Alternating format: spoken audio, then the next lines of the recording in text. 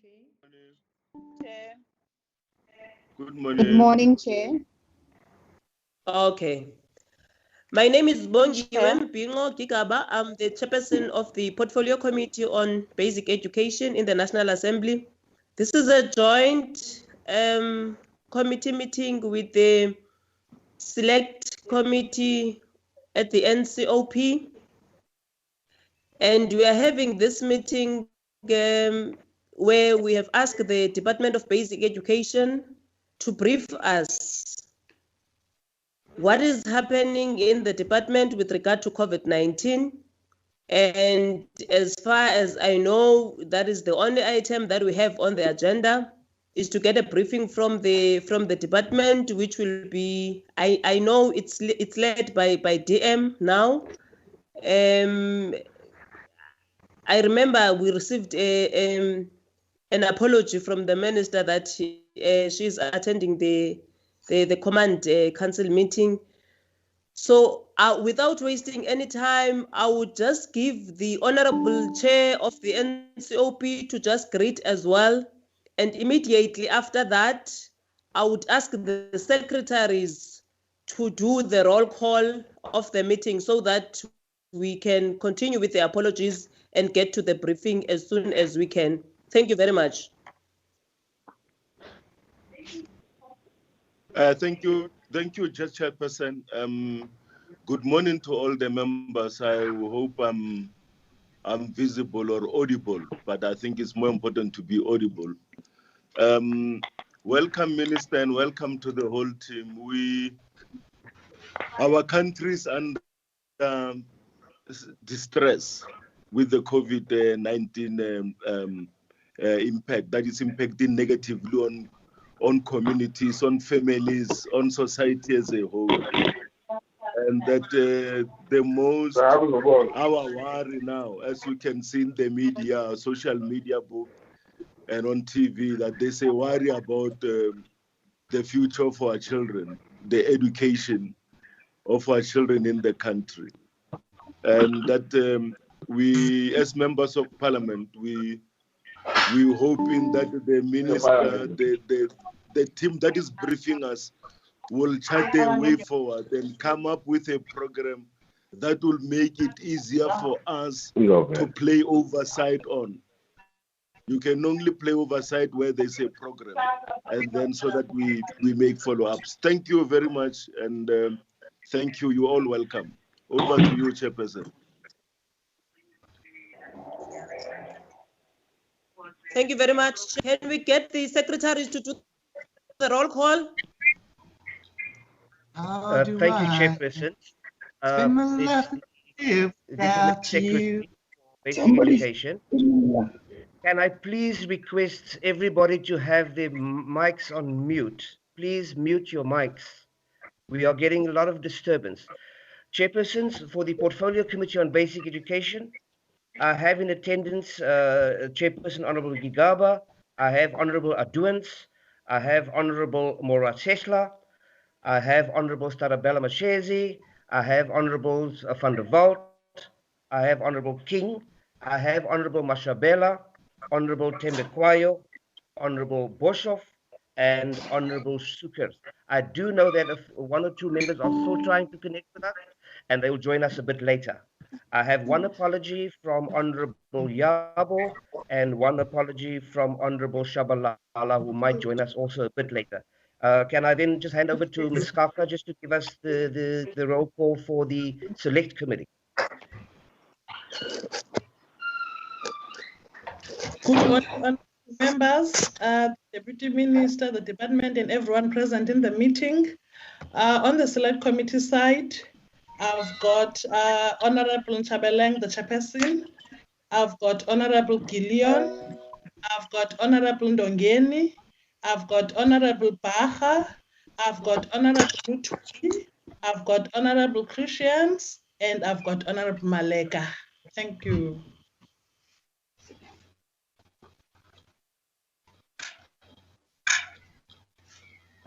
DM, can somebody just, I know you've done it, but then can somebody just lead us again, or yourself, DM, or from the department, the roll call, please?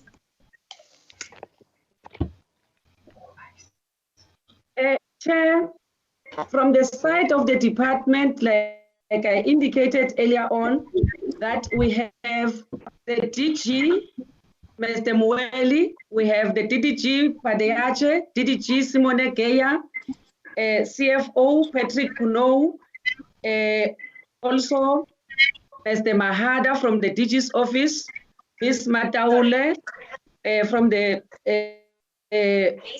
DG's office, there's the advisor, Advocate Misa. We also have in our midst DDG Maboya and Dr. Whitley, DDG, and Mr. Naiken. This is the team that comes from education, and the support staff is there.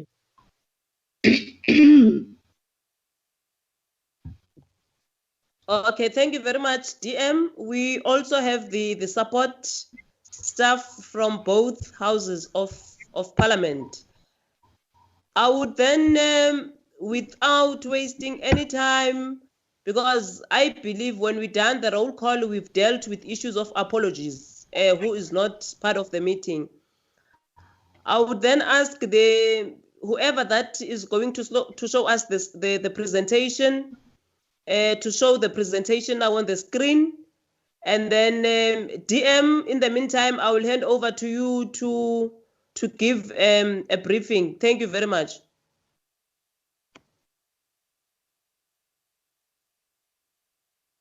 Thank you, Chairperson and Chairpersons. We are here, we want to appreciate this joint meeting, which at least help us to present to both committees at the same time. Chair, we are here to present the COVID-19 Basic Education Sector Plan. We call it COVID-19 Basic Education Sector Plan.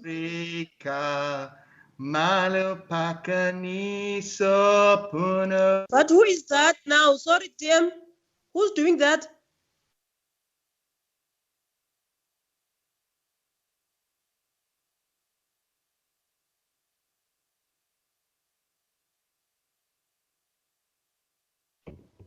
I don't know, Chair, because we were requested, all of us, to mute our phones, our speakers. So we believe that everybody has put their speakers on mute. Chair, I was saying that we are here to present the COVID-19 basic education sector. As you will know that we since closed schools from the 18th of March 2020, and we have never been to school. So there's a department, we sat down and drew a plan that will aim at bringing our learners and teachers back to school, but at the same time adhering to the regulations of the country, because we are found in between.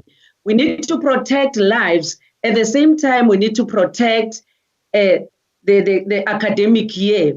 So the plan that we're presenting today, Chair, is a plan that is as a product of the meetings that we had with MECs in all 9 provinces, a meeting that we held with all 5 teacher unions in the sector, the Association of Governing Bodies, and the members of the civil society through the NECT that we held. So yesterday, Chair, we also presented the same plan to the social cluster. And today, the minister is going to present the plan to cabinet. So this is happening concurrently.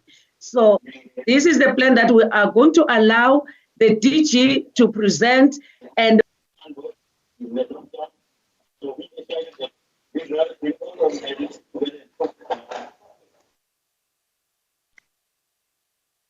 my speaker, Chair.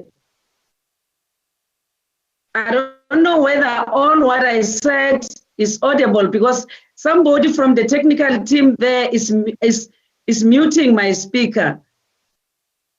So if we are ready, I will request the DG to take us through the presentation, which has the entire plan of the sector. Thank you, Chairperson.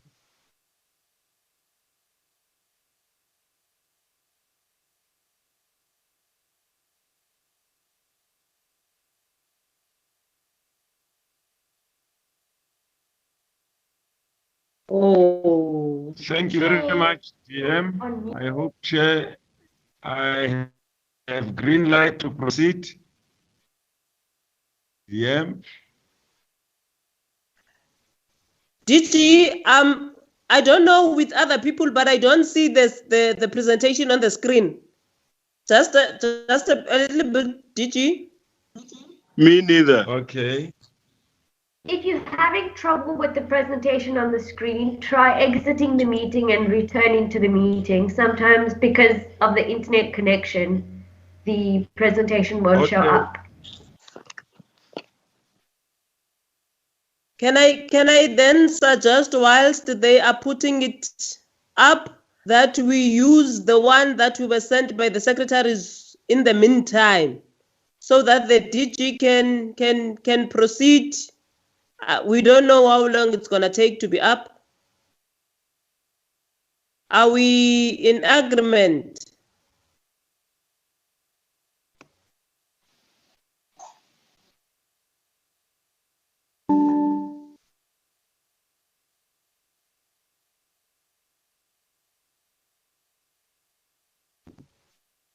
Technical people? Yeah, we are sorting it out. Just 1 second. We had it on and we had to take it off. We are loading it now. It shouldn't be a problem. Oh, yeah, okay. That's better. Yeah. It's fine now. Oops. Is Back it to square on, one. Chair? Tatemweli, square you one. can start, DG. Okay.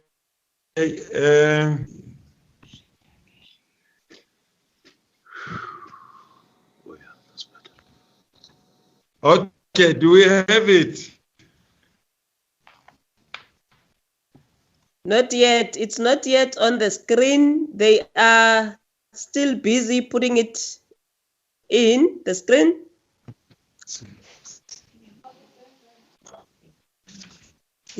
Here we go. Here we go, DG. It's on now. You can start. No, Chairperson. Chair. Hello? Yes, Chair. It's Honorable at once.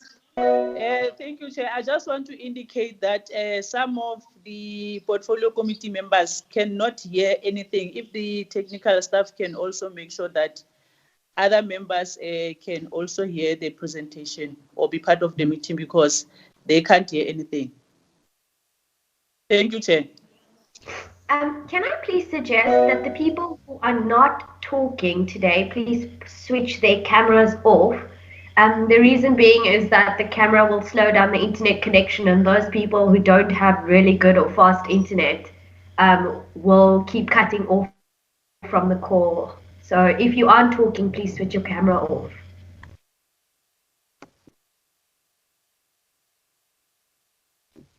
Chair, do I have green light from your side? Yes, DG. Before you just start, can we all of us switch our cameras off and allow DG? DG, you've got 30 minutes max. I know you, my DG.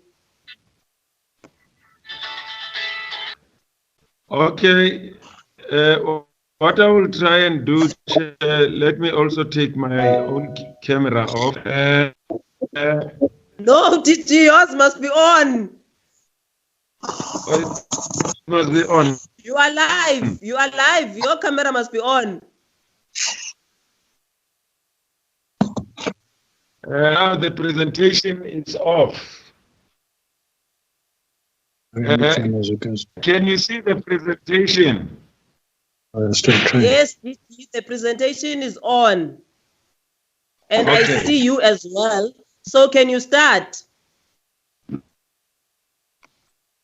Oh, thank you very much. As the Minister correctly indicated, let me acknowledge the Honorable Chair and the Honorable members and the Honorable Deputy Minister. As the Deputy Minister correctly indicated, this plan has been subjected to an extensive consultation process. And somebody was saying we've never consulted in the history of the department like we've done in the past few days. And the last consultation meeting or meetings were even yesterday. And part of the reason why, Chair, the Minister could not address the media and the public about the date of the reopening of schools on Monday, it's because a special request was made.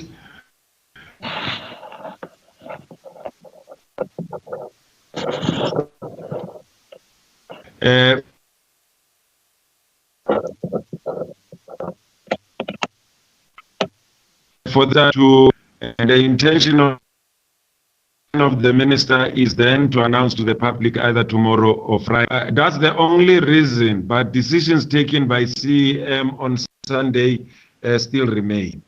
Chair, this is the plan. This is the outline of the plan. It covers these sections that are indicated here: the purpose, introduction, international experience, size and shape of the sector, lockdown regulations, and then the actual pillar of the sector plan and the South African risk-adjusted strategy.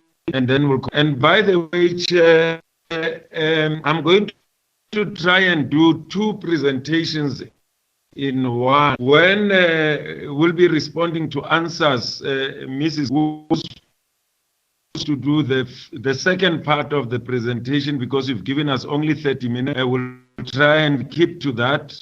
So she'll be very helpful in terms of providing more info than the one that I would have presented. Well, in terms of the introduction, we all know from the medical aspects the science behind the development of this disease, that from where the first million cases of COVID-19 were found. And then we also know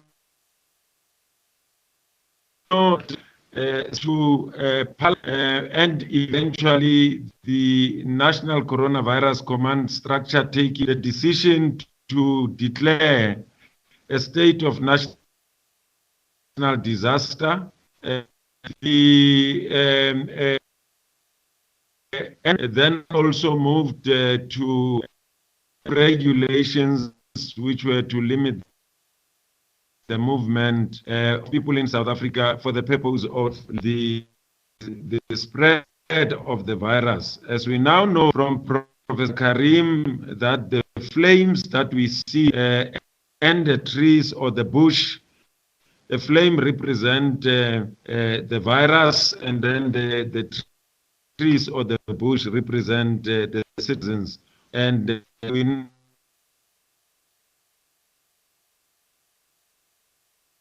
know that the lockdown was really intended to and the medical practitioners that screening, testing, and tracing.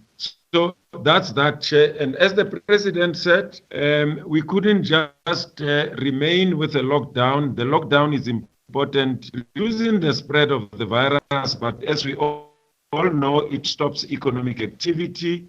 So you have a choice of either dying from the virus, or if you continue with the lockdown because it remains a blunt object, then you might actually die of poverty and hunger. And that's why we're even talking about the gradual lifting of the lockdown. What is the international experience saying, Chair? Now, some of our critics are saying, why are we looking this far? Why should we talk about Taiwan? Why should we talk about Denmark? Why should we talk about Sweden and these other countries here?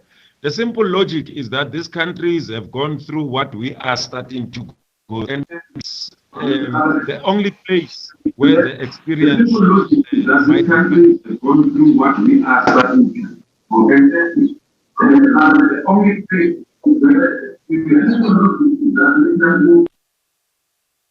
Yeah. Now what is this now?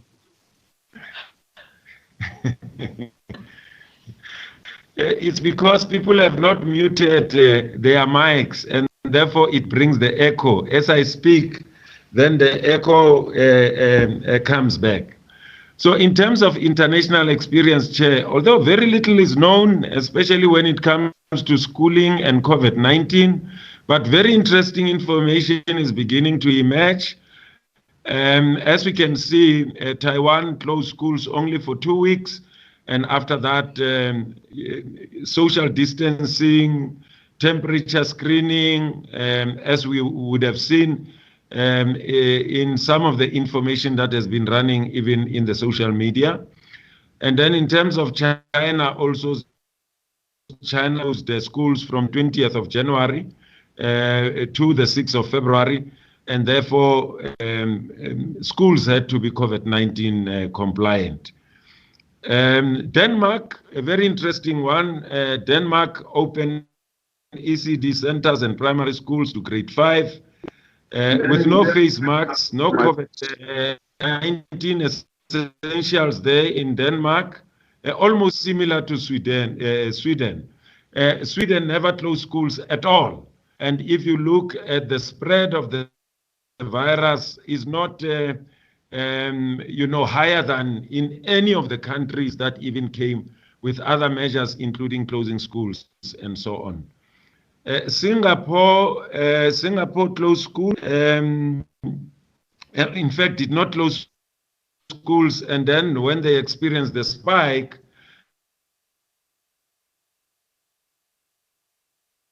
then closed universities, and some ECD centers remained open. So, as I said, Chair, there's very interesting information that is coming up.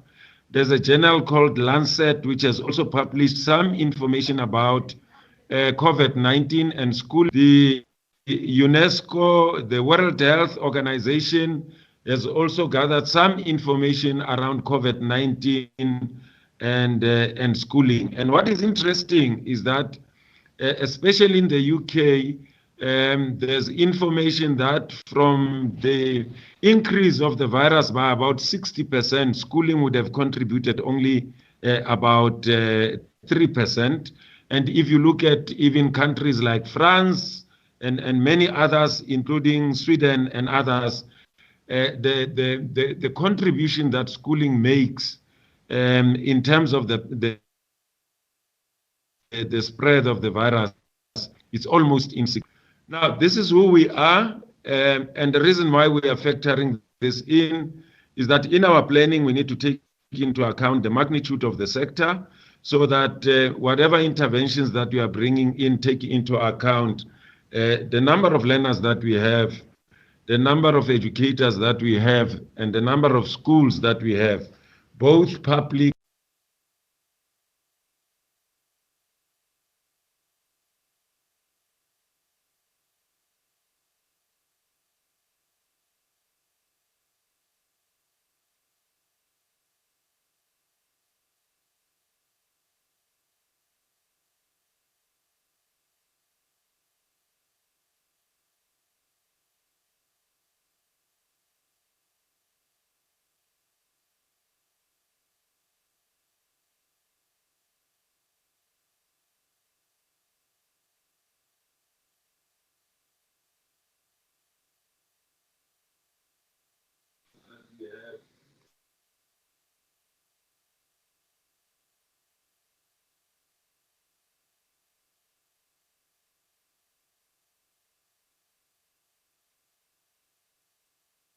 The DG's mic is muted.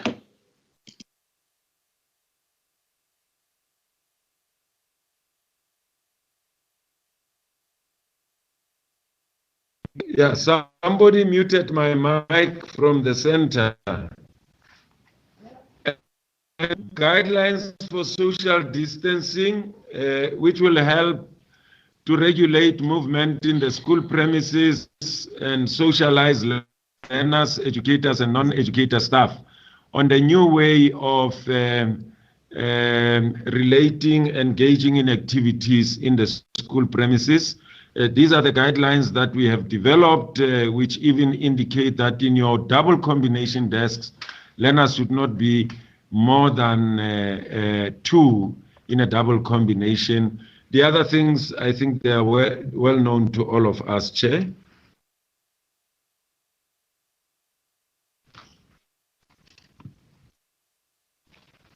The next slide is really to reflect on implications for infrastructure and school furniture. And what we are planning for is that classrooms, staff rooms be sanitized. All must be socialized around sanitizing hands on entering and leaving rooms, and limit the movement between classes and within playgrounds, and also getting learners being together in groups that are not more than 5 and so on. And the same applies to learner transport. And the point that we want to emphasize here, Chair, is that government will be responsible for learner transport provided by government and transport provided for by parents, which is private arrangement. The parents will have to see that the COVID-19 requirements are adhered to, and will be working with the Department of Transport also to ensure enforcement in terms of COVID-19 requirements. These are schools that require provision of water and sanitation urgently. We've given a geospatial reflection of that, showing all the 9 provinces. The only province that seems to be clear there is the Western Cape, as we can see. And these slides actually provide us more information on that. KZN leading, and then followed by Eastern Cape, Limpopo, and then Mpumalanga and the rest of the other provinces. The number of schools, 3,475 of those schools that require water supply. And the problem is delineated into those that require bowls, 1,000 of them, and those that require water tanks, pipes, and taps, 2,500. We are working with the Department of Water and Sanitation. The team met with them yesterday. They indicated to us that they were able to deliver water tanks, over 7,000 of them, in a period of 2 weeks.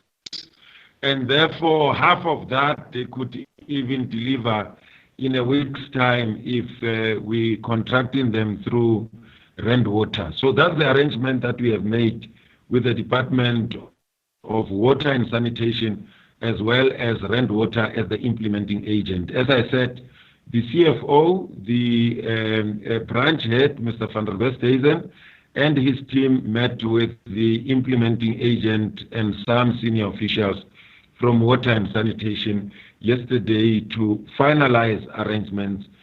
We'll be getting the report, the DG of Water and Sanitation and myself later today, Chair.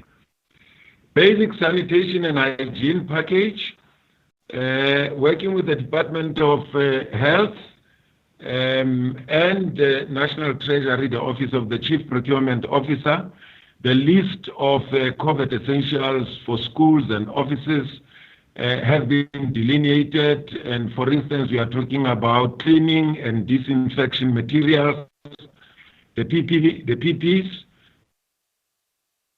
in other words, personal protector, washing soaps, gloves, cloth masks, and thermometers. We have procured those. We've been meeting with provinces this morning. We met with the Northwest. It is the 3rd meeting that we meeting with provinces one-on-one to check their state of readiness in the procurement of all the COVID-19 essentials.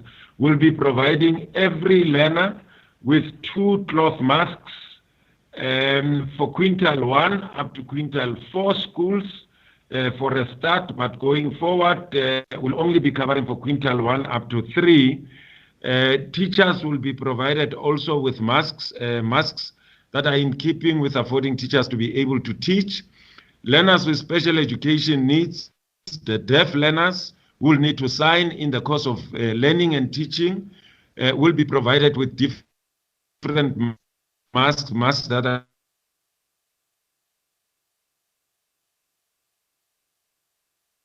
are clear, so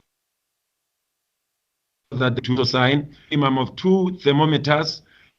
The temperature will be taken from every day, and whenever you leave the school premises, when you come back, we'll have to take your temperature, and if the temperature is higher than what is required, and of course working with the Department of Health, will be training those who will be taking the temperature from all those who will be into school, be taken through the requisite protocol. Will then be expected to do this on a daily basis. And we have also provided guidelines of what people should follow in carrying this out. This slide is about what I have just spoken about, procurement on COVID-19 essentials, which has been a centralized process through the Office of the Chief Procurement Officer. We've been working with National Treasury and provinces to make sure that they procured. All provinces have placed orders of COVID-19 essentials.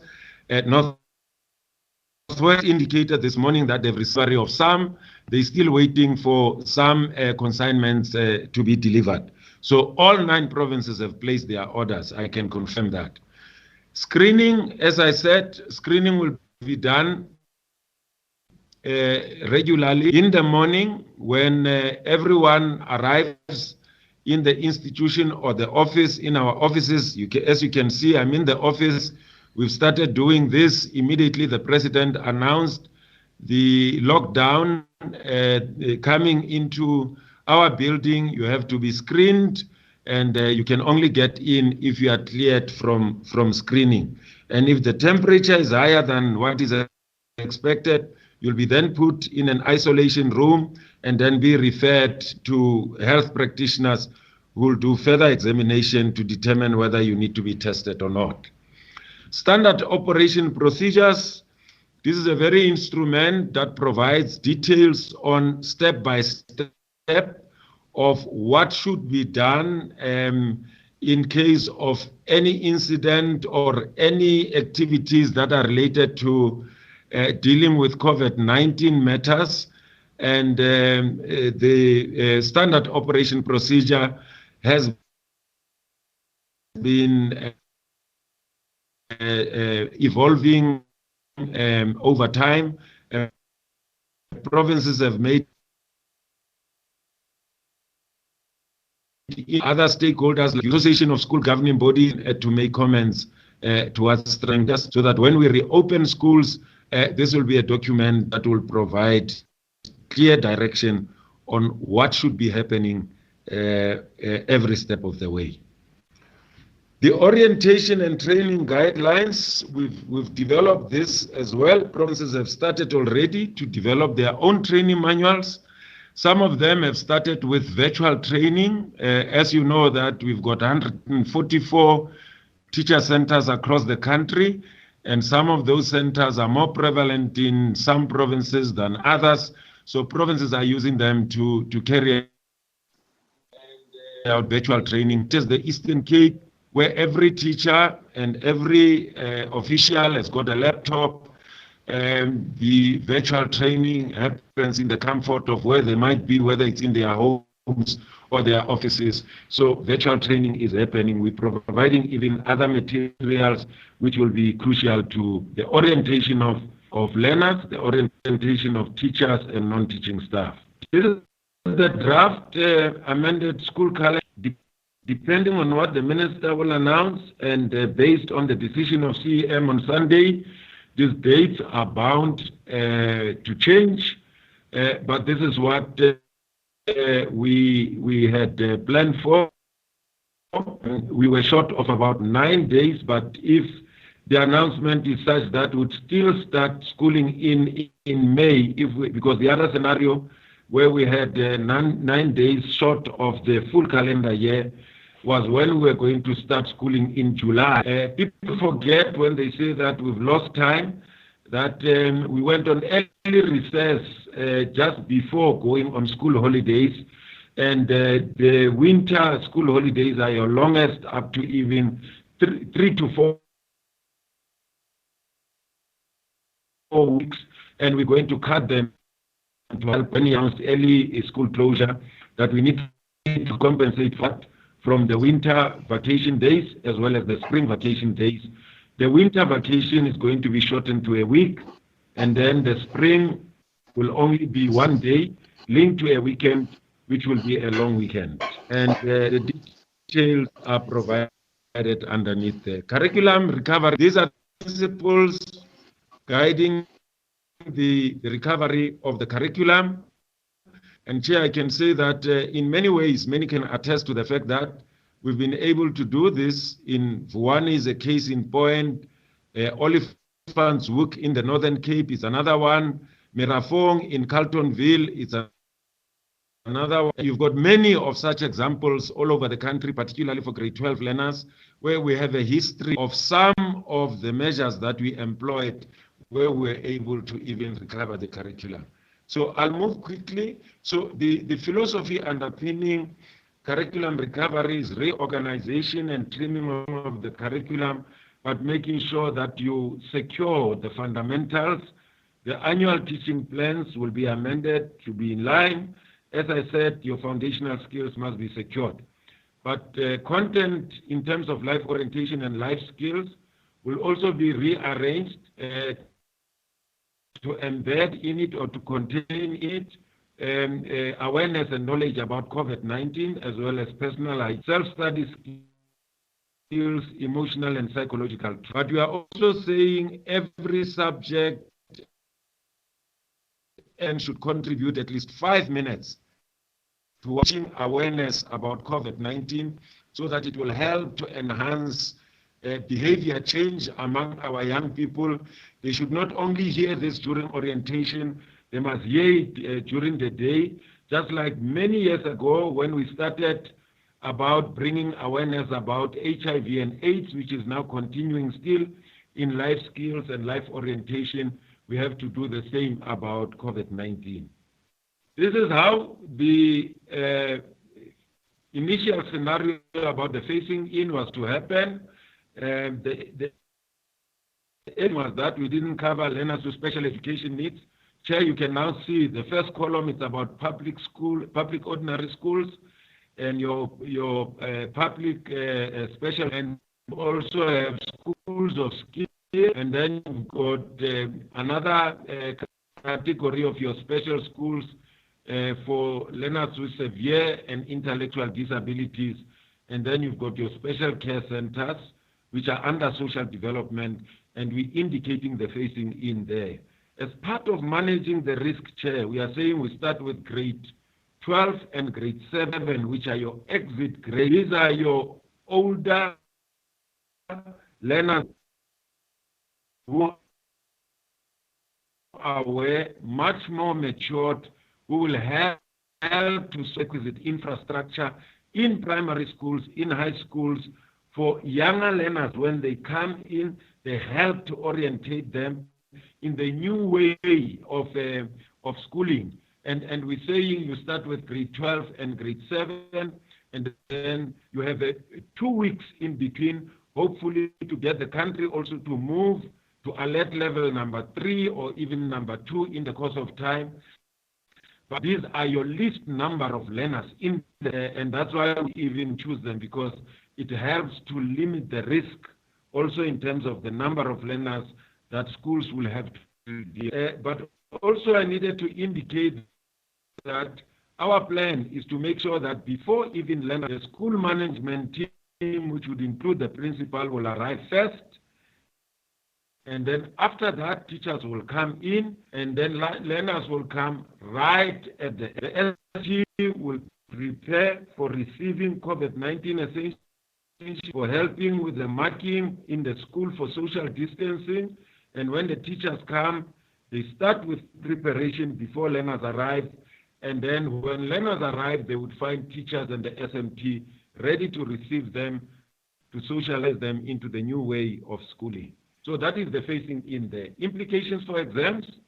Exams which were supposed to be written in May, June, have now been moved to November. It has increased the number phenomenally from about 500, 600,000 to almost double that number, which we'll see in the number of marking centers, increase the number of even exams, and provinces have started to prepare for this. And I say that with these changes, the exam might be finished around the first or the second week of December. Marking might take about 2 to 3 weeks, and therefore the release of the results might be third week of January 2021, towards the end of January. And of course, as I said, the May, June have been, there won't be May, June exams, but in terms of the NSC, we're combining them with the November, December exams. But the usual June exam will not happen, but we'll use that for teaching. And therefore, preparatory exams in September will still happen.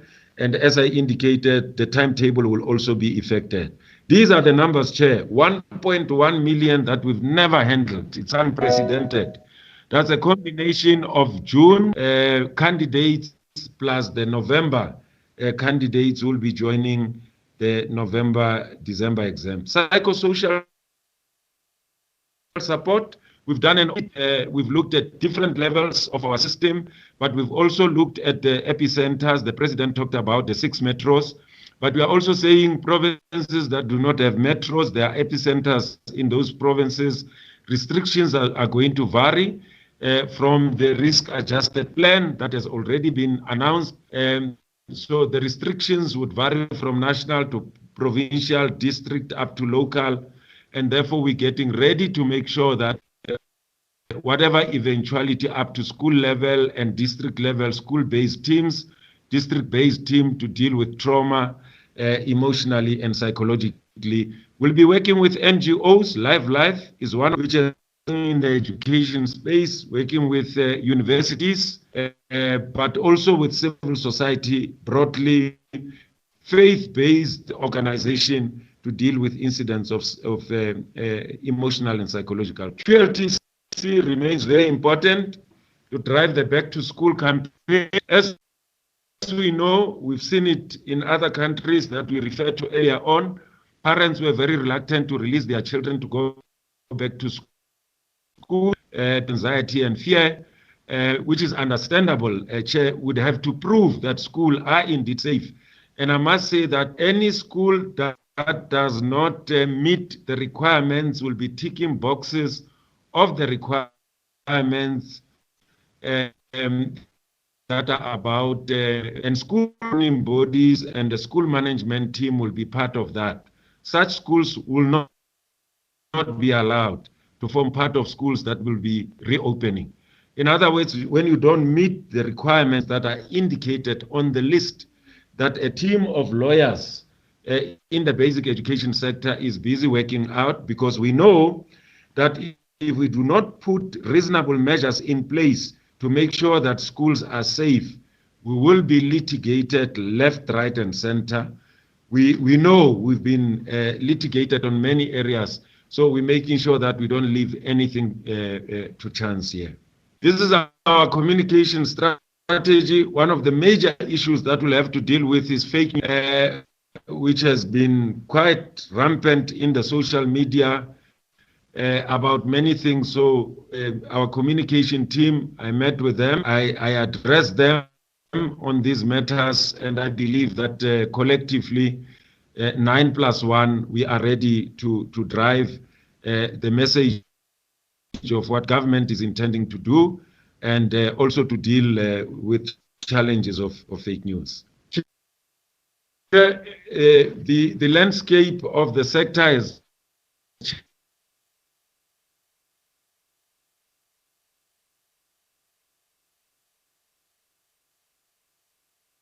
changed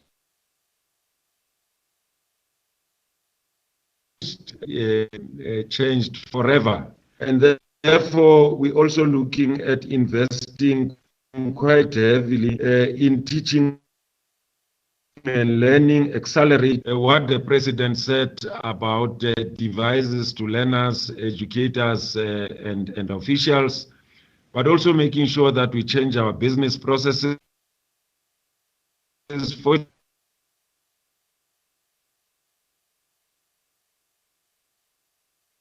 Fortunately,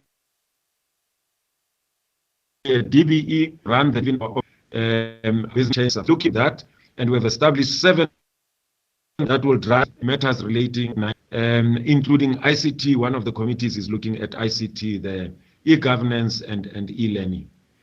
And these are what we call the non-negotiables. In other words, the basic necessities that are to be in place for reopening to sanitation and hygiene package, water and sanitation, avoided what doing. Cleaners, and in this case, is not ordinary cleaning. It's called in medical terms biological, with a view of making sure that conditions do not themselves to the spread. Also, I've referred to screening.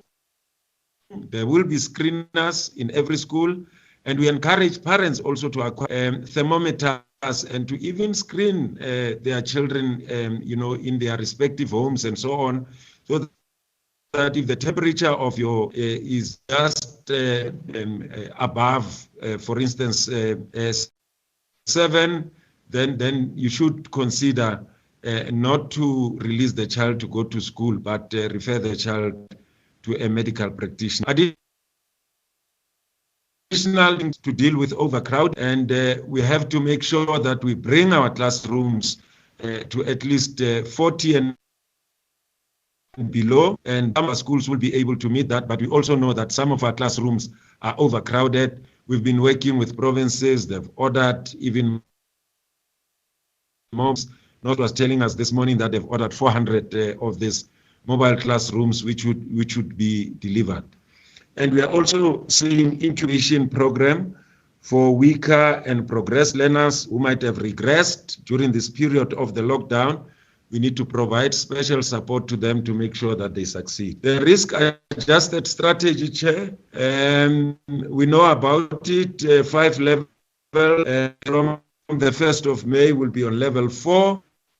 And our intention is to contribute to making sure that progressively the country moves up. Ideally, we would like to see the country and ourselves to level 1. But as I said, the medical evidence and the research that has been done by UNESCO, including WHO, indicates that the contribution that schooling makes to the spread of the virus is very, very small, and it's almost insignificant.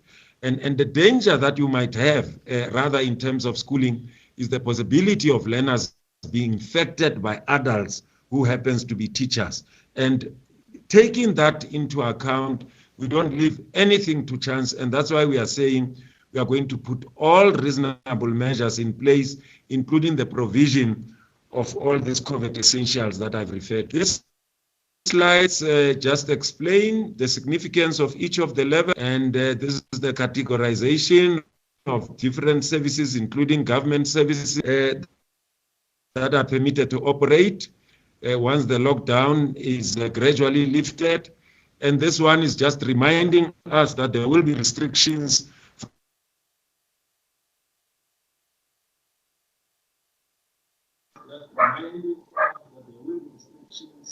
district to local aid submissions for amendments coming from outside the country must be taken through the requisite protocols, but we will need those teachers to teach. And there will be some will be commuting from one province to the other, some will be commuting from one district to the other, some from one local municipality to the other. I've seen already some amendments that will find expression to the regulations that are going to be considered today by the NCCC. These are the preconditions for resuming activity, protection of vulnerable learners, teachers and non-teaching staff, safe transport for learners and for teachers and non-teaching, the screening of learners, teachers and non-teaching staff. They leave school premises, they have to be subjected to screening. Prevention of the spread of the virus, of surfaces and shared equipment, good ventilation, and managing sick learners as well as teaching staff and non-teaching staff. These are some of the rules that we are expected to observe. Learners with pre-medical conditions such as asthma, diabetes, and others. Our communication has been advised already that once the minister announces to the nation, we need to take it out to the public for parents to be advised, to be aware of the pre-medical conditions that their children might have, and such children will be advised to learn from home. We'll be working with the Association for Home Education to make sure that those learners are supported and they are not lost out of the system. And employees will also be advised, and we are discussing this one with DBSA to give clear directions as to how we go about this, because we've got many teachers who would be 60 and above will need to be advised to work from home. And the issue of the cloth mask, I've covered that. We are making full provision on that. Sanitizers and stringent social or physical distancing measures. Chair, that is the end of my presentation. As I said, there were two parts to this presentation, but I've tried to combine them. I might not be able to stay for the duration of the question and responses because I have to join the minister in doing the same presentation to the National Coronavirus Command Council in a few minutes. Thank you very much, Chair.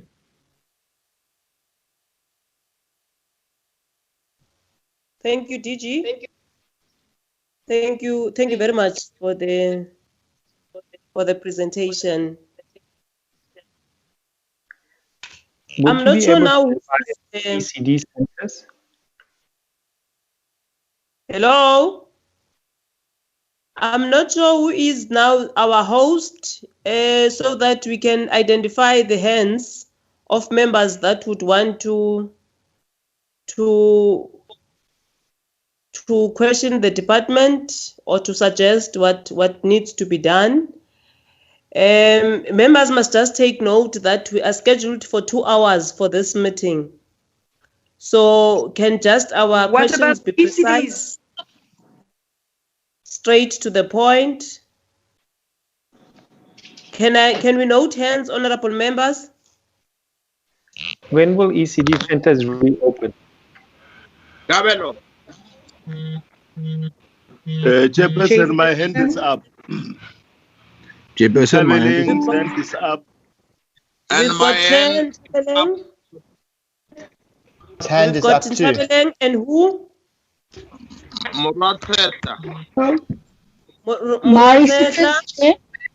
Marisukas. I've got Lucas. Days that I've I've got Tempekwayo. My hand is up. I've got Machezi. Who else? Elvin.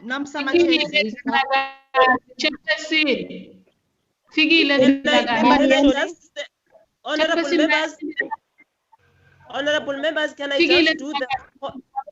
Sorry? I've got Kabeleng, I've got Murwatsetla, I've got Sukers, I've got Tembekwayo, I've got Machezi. Elvis. Don't have no chair. Ziwela. Gillian. I've got Gillian. I've got Honorable King. Epstein. Honorable Epstein.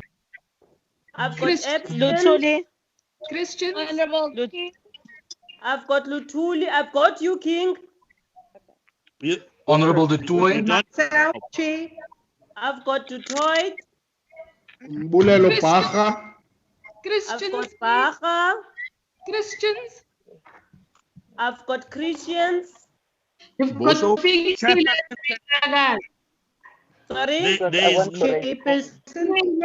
Vilagazi. I've got Vilagazi. Ngobo. I've got Ngobo. Bosho. Van der Walt. I've got Van der Walt. Yeah. Long lost. Shadia. I've got Chair Lama. was suggesting. Shadia. Okay. Honorable Honorable members, Chair, can I take the first? I'm going to take the first 10. Can I be the last chair? Yes, I'm gonna take the first 10, and then after that I'll continue if time allows, and if we've got. You'll make the second round. Yes. You'll make the second Can I ask all of you to mute your microphones? Chairperson, can you at least give us, Chair? Raise my hand Chair, still. can you give us time allocation so that all of us were able to raise our views? Chairperson? Yes, I'm going to do that. Can we switch off your mics? Okay, Chair. All right, I've got a suggestion. Can everybody switch off their mics?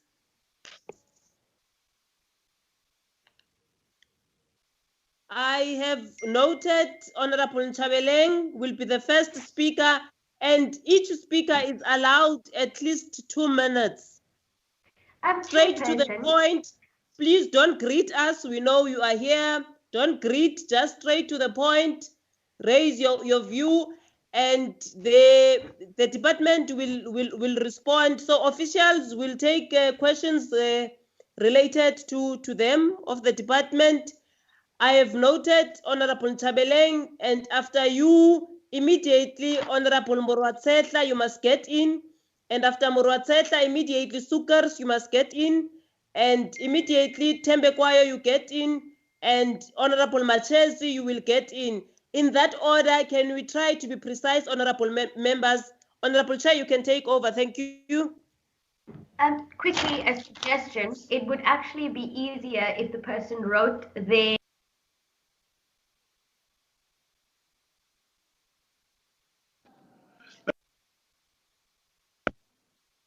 Hello, am I audible? Yes, Chair, you can proceed.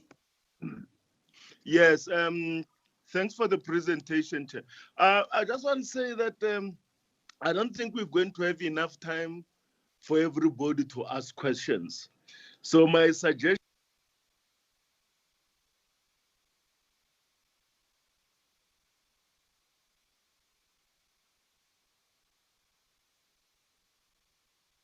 that members should write their questions down and then send them through the committee, the 2 committee secretaries, and then the questions will be given to the department where they will respond in writing to those questions to all members. Or in the next meeting, those questions will be answered. Thank you very much. My little question is in relation to infrastructure for COVID.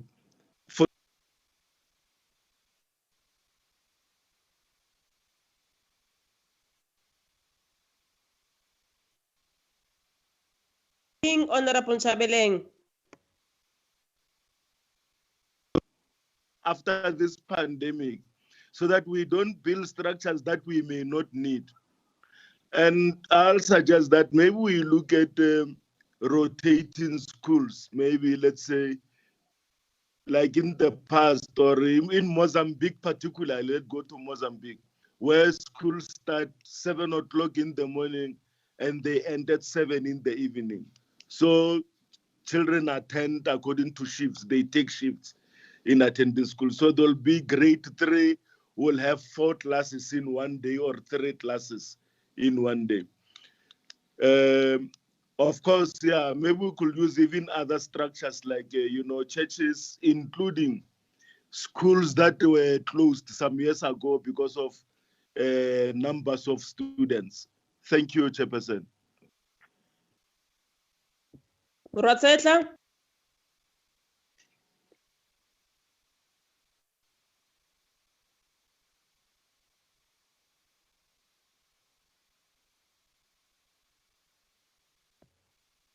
Honorable Murwatsehla. Honorable Sukars, can you hear me?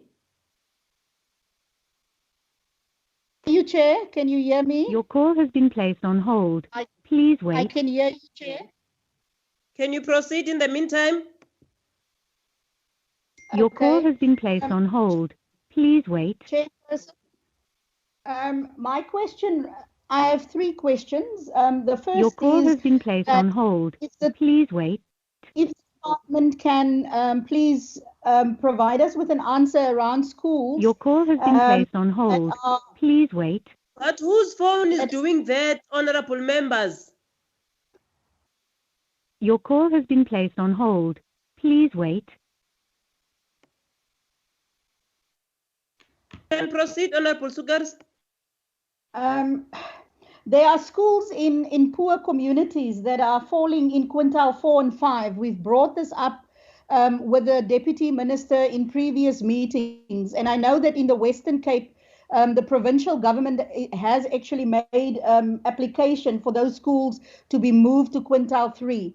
I need to know whether the department is going to make provision for those schools in terms of protective equipment, like masks and that, because the DG indicated that the masks, sanitizers and all that is per quintile up until quintile 3. And I'm concerned about the schools that falls within poor communities that are assessed as quintile 4 and 5. That's the one question. The second question is the DG has referred to international schools like Sweden. I just want to know, our situation is very different. And the concern is that the spread of COVID-19 is going to escalate, specifically because we have our children and parents that are living with immune diseases that compromises their immune system, like your HIV and TB. Have we taken that into consideration, that the children that are at risk, that are going to return to school, are now going to be exposed? That is my second question. And then lastly, Chair, just in terms of the dates that the department has now communicated on the presentation, are those dates set, or are they reviewing the dates? Because there is confusion whether, when school is actually starting. Those are my questions.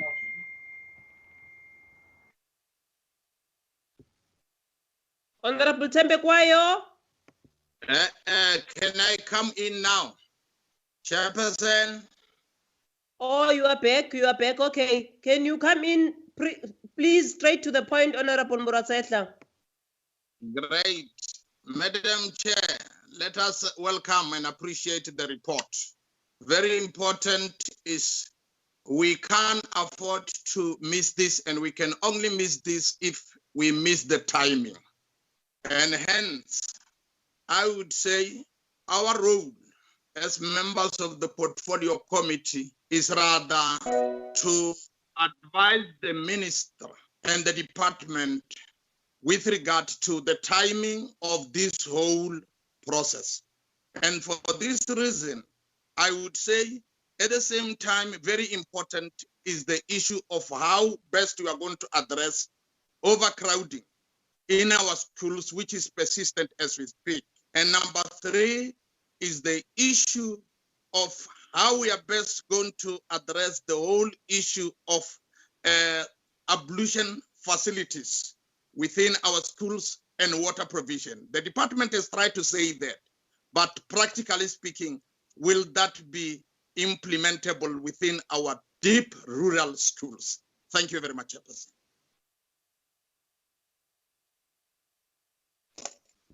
Thank you, Honorable Murwatsehla. Honorable Tembe Kwayo.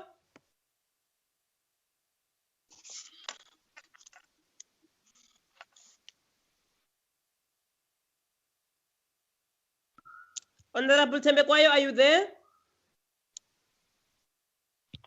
Honorable Machesi? No, I'm available. I'm here. Okay, can you proceed, ma? Can I speak? Yes, you may. Yes, I was just saying my first question is based on the nearly 200 schools that have been burgled or vandalized and some of them set alight. My problem is we haven't received any update on the improvement of those schools, the 183, especially when we think about what the DDG said of the provision of 400 mobile classrooms, to say where are these 400 mobile schools going to be distributed and how far are they with the repair of the schools that have been burgled if we need to start going to school.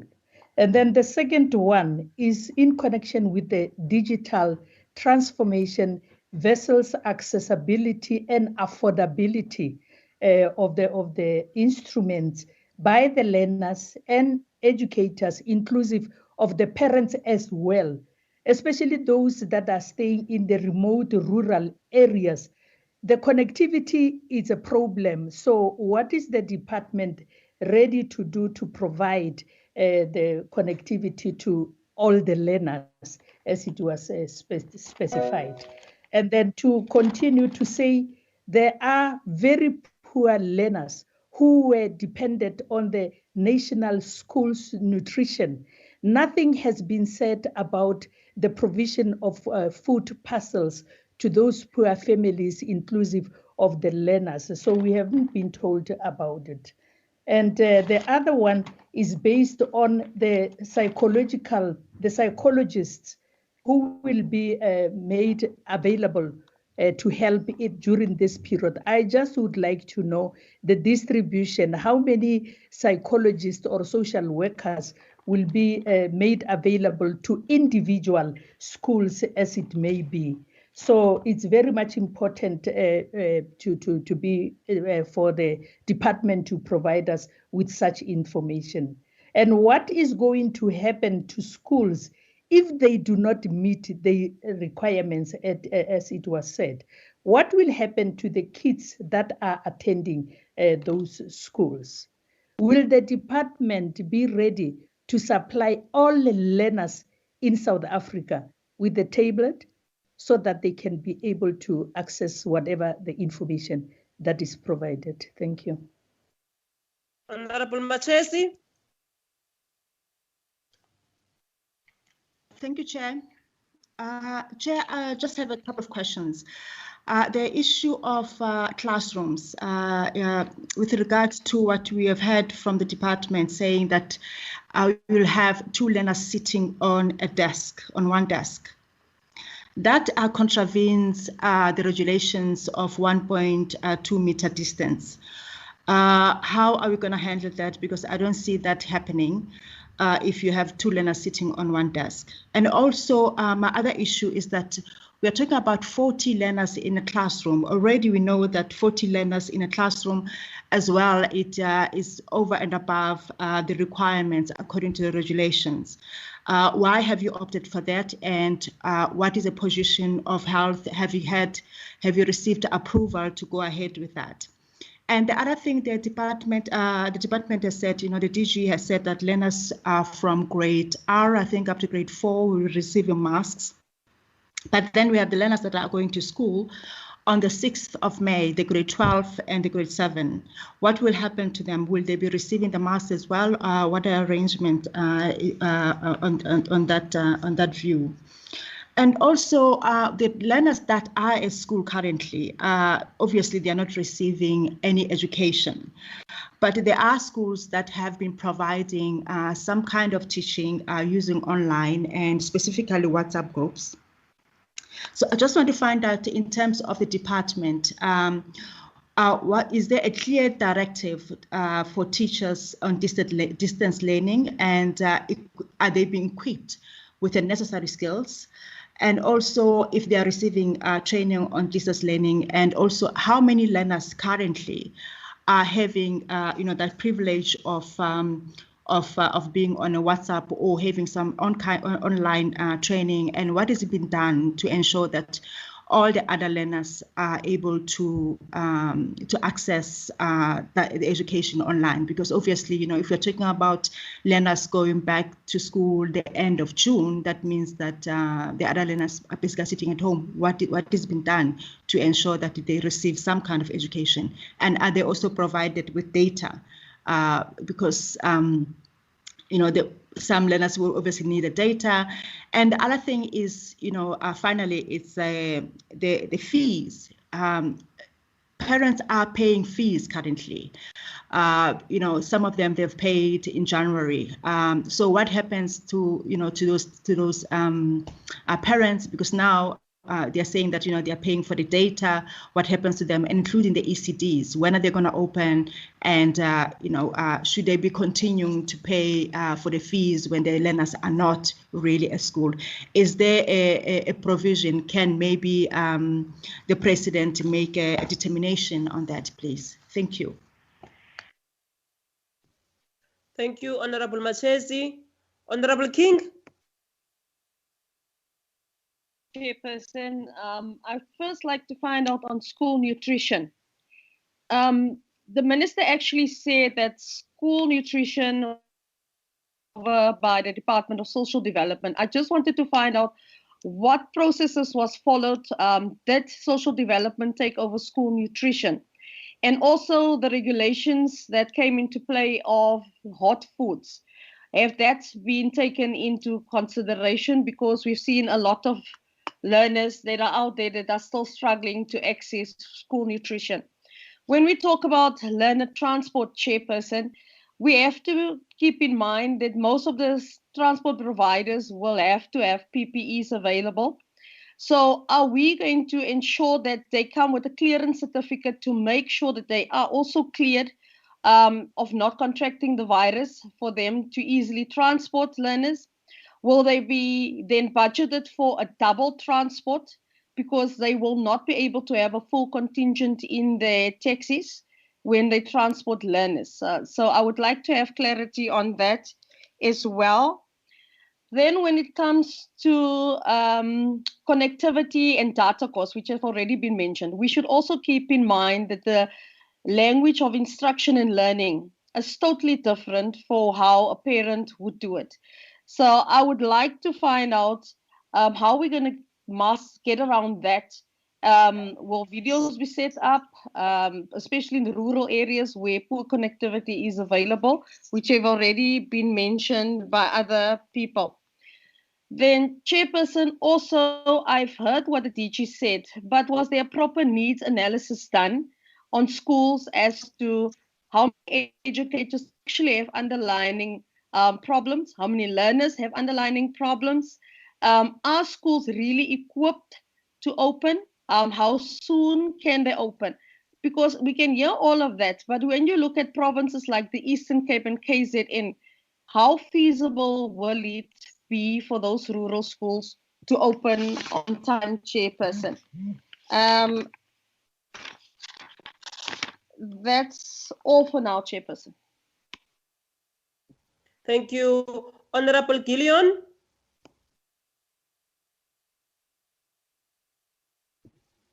Honorable Gillion, can you hear me?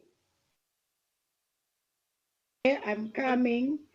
Chairperson, thank you very much.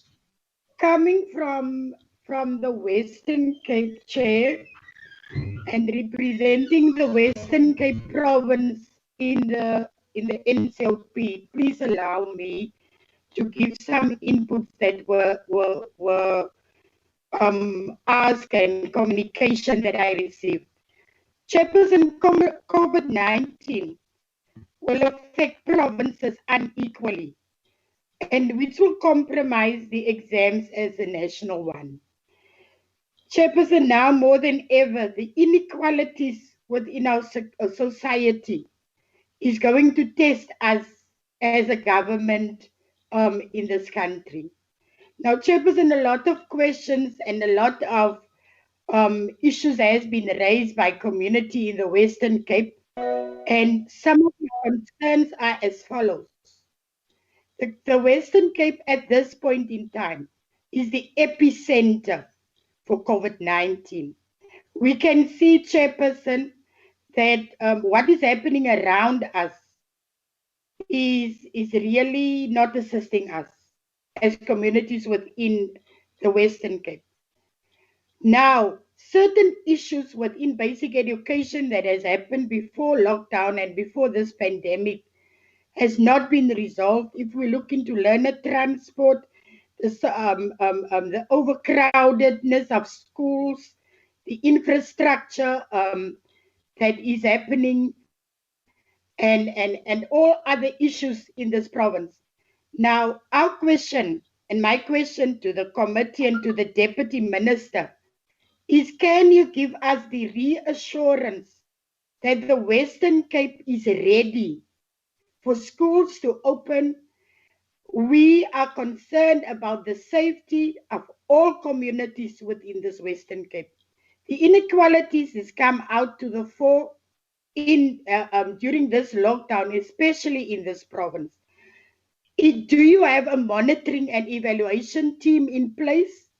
Because if the Western Cape is still the epicenter, and we experience that the rise of infections is very high in our province, did you take this into consideration when you bring out and when you did this presentation?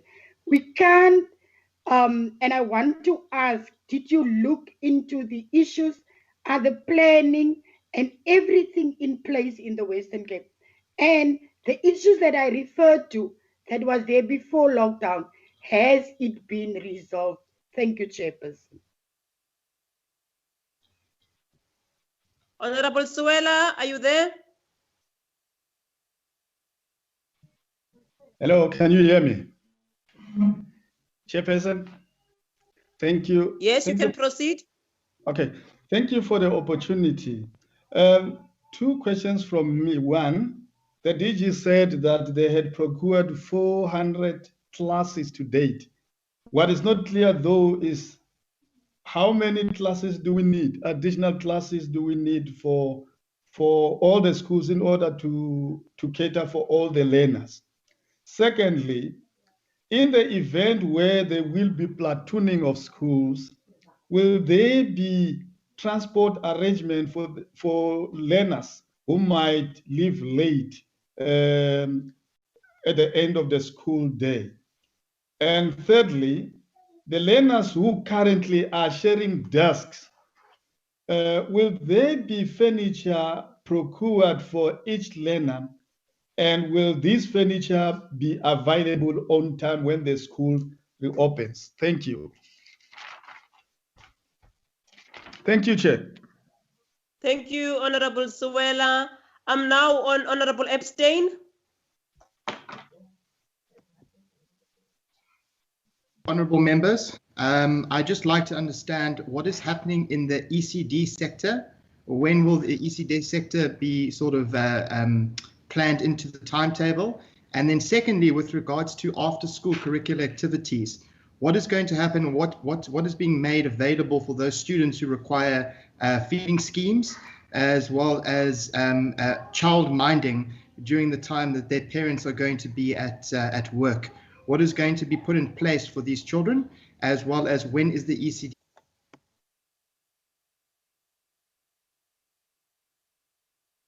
Can you hear me? Yes, you are audible, Honorable Member. Can you proceed? Thank you, Chair. Since I'm coming from KZN in the NCOP, I would like to know how are we going to deal with our communities, because as it is now, the anxiety and the fear in our communities for taking their kids back to school. And also in our presentation, there were non-negotiable preconditions for the reopening of schools. So I would like to know whether our schools are in the process of being sanitized, and also the EPWPs that are going to be our cleaners and also our screeners, are they being tested as we speak? Because if those people are not being tested prior to our reopening of schools, that means those people are going to infect our kids, because we are not sure whether they are positive or negative. And also Chairperson, since I come from KZN and we have a lot of schools in our rural areas, the infrastructure is not in the condition to meet all these non-negotiable conditions. What is the department is doing about those schools? Thank you so much. Thank you, Honorable Lutuli. Honorable Malachi, can you hear me? Whip, I don't know if you can hear me. Yes, you are audible. You can proceed. Okay, thank you very much, Whip. I think one of the things that this COVID-19 has showed us is that inequalities are very high, and even in areas like these ones, some learners who are from privileged backgrounds were catching up via all kind of learning, whether it's MC or Zoom. But the most important thing that I want to emphasize as a way forward and as a question is the issue of transportation. And I heard the DG speaking about those who are using private transportation, they'll be responsible for their own movement and checking. And I think it's very risky because though the same learners are the ones that are going to be in class with those that will be using public transports that will be sanitized and checked, and the drivers wearing masks and making sure that each and every learner in a bus is wearing gloves and masks. Now, how do we monitor the private transportation? Now, those are areas that I need to check in. But I think as a way forward, I think there must not be any learner that is utilizing private transport. It must be a transportation that is put in place by the department to make sure that we monitor so that the spread of virus doesn't happen. Another issue that is huge is the issue of the feeding scheme. We know very well that learners queue when they are going to collect their nutritious food at school. Now, how are we going to manage that? Are we going to collect food in groups of 5, or how are we going to do that? Because in most cases, this virus is spread in queues, because in queues, people push each other. And which systems are we putting in place? Because we know that a lot of our schools have got shortages of staff and security guards. Now, how are we going to put in place to make sure that there's a proper 1 meter system in place that is placed to assist that process? Now, those are part of the issue that I wanted to raise, Chair. Thank you, Honorable Malachi. Honorable Tutoi, can you hear me? Yes, thank you, Chair. Chair, I've been partially covered on the ECD as well as the after-school facilities. I want to know the DBE books from the Department of Basic Education is not available at some schools in the Northwest Province. What plan does the department have to ensure that these books are delivered to the schools before the classes commence? Thank you. Thank you, Honorable Tutoi. Honorable Barker, can you hear me? Honorable Barker? It's Barker, Chair. Oh, Barker, my apologies, Honorable Member. Can you proceed? Accepted. Chairperson, firstly, I want to talk on the issue of dates. I see that the dates are tentative as they are put on the report by the DG. But the 6th of May is the first date for learners to go back to school. Now I'm worried about the issue of readiness in terms of having all the non-negotiables in place before the 6th of May, because I think it's too soon, and I think that is too short a notice in terms of preparation. Secondly, Chair, there's online schooling, which I think was mentioned earlier, which is currently underway. But I'm not sure as to what extent is our rural schools in keeping with that online schooling, because we would not want learners from rural areas to be kind of out of the system. Thirdly, Chair, in terms of monitoring the compliance, who is going to do the monitoring to see that there's compliance in terms of what the department is putting forward? And the other one is social distancing. There's transport used by learners, which is procured by parents. How do you make sure that there's social distancing? And the fact that children should be a group of 5 or not more than 5 in schools to keep up with social distancing. How do you monitor that? Who's going to be there to make sure that you are counting 1, 2, 3, 4, 5? And if it's beyond that, then you must break them up. Because I think that for me, the report as presented does not give confidence to parents to be sending their kids to school. Because I see comparison done with Singapore and other countries who have quite a less number, a few in terms of population comparing to ours. Singapore is about 2 million people at most, and we have more than 55 million. So how do you do comparison of such? Because I think that comparison should be apples with apples, but as it is, I don't think that we are really ready to send the children to school, because there's a lot of work that needs to be done in sanitation and all the provisions that the department has already put forward. Thank you, Chairperson.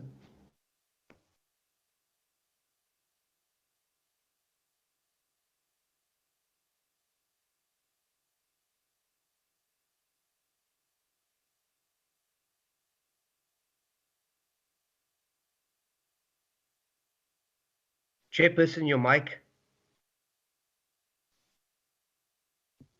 Honorable Christians. Honorable Christians, can you hear me? I can hear you. Thank you very much, Chairperson. My question is around screening. Screening at schools. By whom and how often will it be done? Surely teachers will not be expected to do such screening, as there is an added risk to these teachers. And also, obviously, they haven't received the necessary training to do the screening. Does DBE think that provinces have the capacity in regards to human resources to send trained healthcare staff to each school every single day to do the necessary screening? And if so, can we have that per province and per school? And then my second and last question, what is the department's plan with regards to the schools that have been vandalized? Will these schools be ready for learners and staff to return to teaching and learning? And obviously, if these schools are not ready, this poses an added risk to all that is involved at the school. Thank you very much, Chairperson. Honorable Vilakazi, can you hear me? Honorable Vilakazi?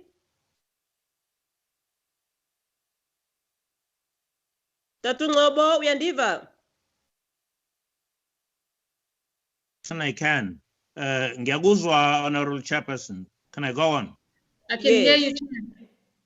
Yeah, now, thank you very much. Look, Chairperson, my very first problem is where the DG started.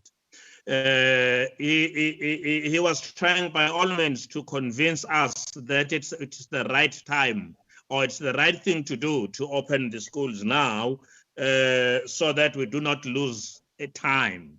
We agree with everybody that time is of essence, it's important. But if I were given time to choose between time and life, I would insist that it is better to have life than time. I do believe that this was done in a rush. But having said that, before I continue, Chairperson, I want to also ask that we be given the presentations as a matter of urgency, simply because we have a duty here to make sure that the correct thing happens. We have that responsibility. There is the issue of space, social distancing. There is definitely, it's surprising that all of a sudden the department seems to be having all this capacity, which I doubt it has. Social distancing is going to be a problem. I'm not asking, I am saying. We have classes of 50 in average. Actually, most of them are above that. Divide that accordingly, it gives you more than 3 classes. And we will not have that. We have that classes will be supplied in the form of the prefabs.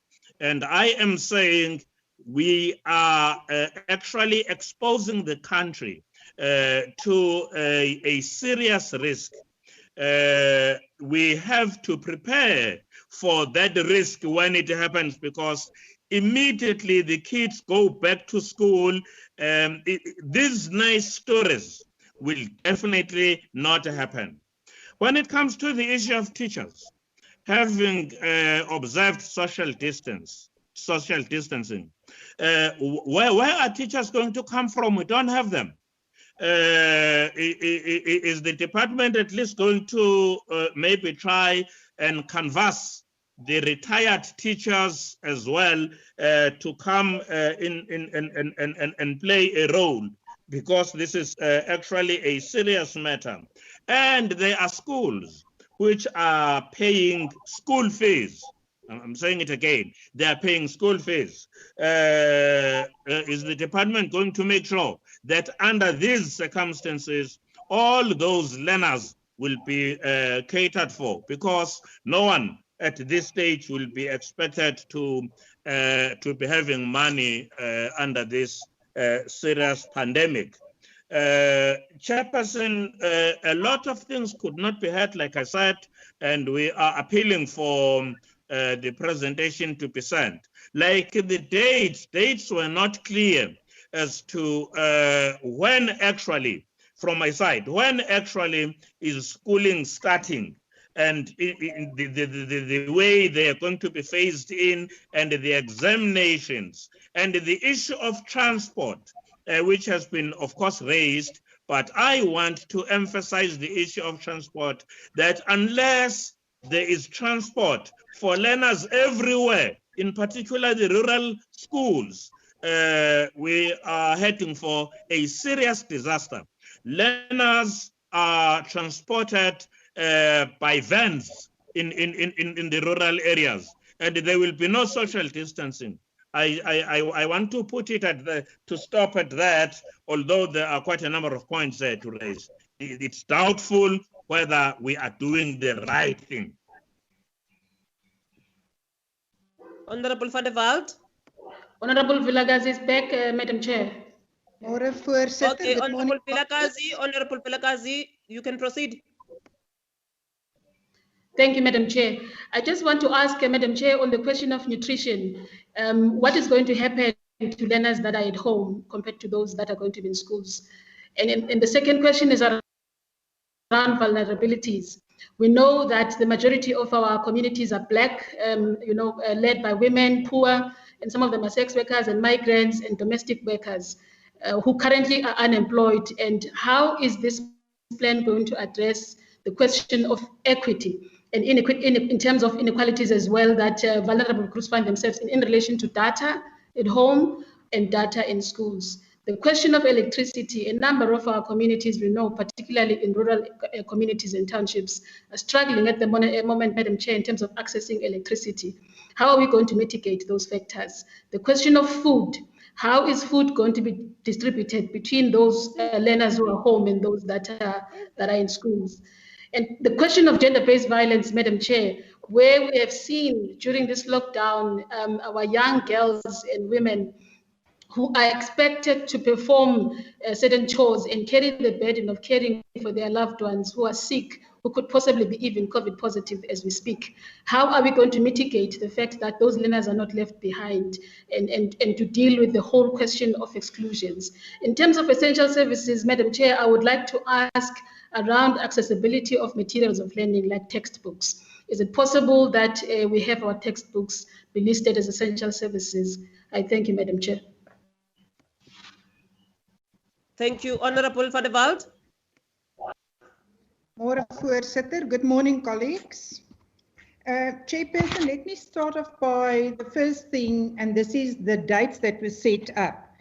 I'm just very nervous that the provinces are where the implementation of the plans will happen. Now, can the DG please tell us that all 9 provinces are absolutely ready to start next week? If they are not, will the minister tomorrow announce maybe a small postponement?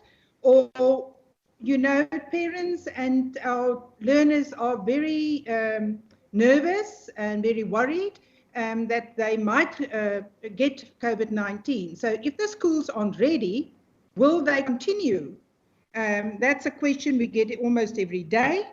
And may I also ask, we know that there are interprovincial and intertown traveling prohibiting rules currently. And what will happen to teachers and, of course, learners that are visiting their parents in different provinces or at caretakers like grandparents, etc.? What provision was made for that traveling? And we had no indication, DG, on hostels. What's happening at our school hostels? Because several of these grades that will start next week, or grade 7 and 12s, are indeed also attending to hostels, and some of the teachers we know. May I also ask, Chairperson, we know that parents, due to financial constraint, cannot afford all the school fees anymore. Will the department look at assisting, for example, SGB posts, that we don't lose those teachers? And also under finance, the payment to schools normally by May and November this year, whether the department will look at bringing those payments forward to now to assist schools during this terrible, tough times on their finances. And may I also ask whether the department is working on something like a standard operating procedures document? If so, when will it be ready? When will all provinces have it? And when will we and the public be advised what is in it? May I also ask that under finance, that we put more emphasis, due to the financial strain of parents again, that we try and get free data for every learner or student. We must also look at the students at varsity. Chairperson, I think there's a lot of duplication on the questions raised, but I think it's sad to say, but that the pandemic is now warning us, and that we must get our act together in education. We must go back to not more than 40 learners per classroom. We must make sure that our learners have proper desks to sit at, and that we must make sure that money meant for infrastructure, water, sanitation is spent appropriately all the time. Thank you, I will have Chair. to cut you now. Honorable Langa. Madam Chairperson, may I interrupt? Hello? May I interrupt? Chair, you on mute.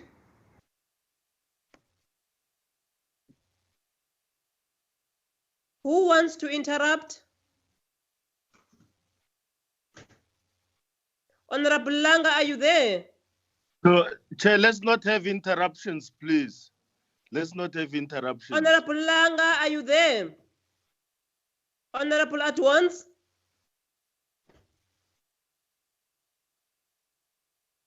Honorable at once, can you hear me?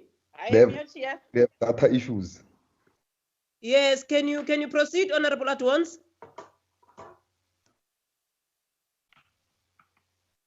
Can I continue there? Please. Thank you, Chairperson. Let me just start with the concerns that I think we have experienced during this the meeting, or the visual meeting.